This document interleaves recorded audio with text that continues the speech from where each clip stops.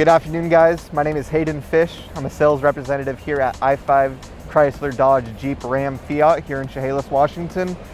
Today we have a Jeep Gladiator Rubicon that I'm going to be showing you some features on. Let's go ahead and take a look. This vehicle is going to be a push button start.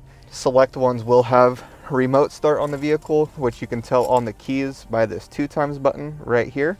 It'll also tell you on the window sticker. You also have a actual key if you want to lock your glove box, or if you want to lock this bad boy right here. Windows on the Gladiator are going to be a little bit different.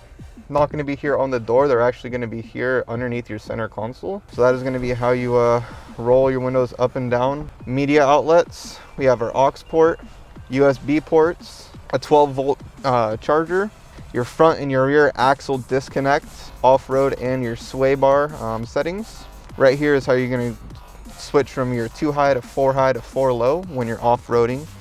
All right, guys, thank you so much for your time. If you found this video helpful at all, please leave us a like and subscribe, and we'll have more action coming soon.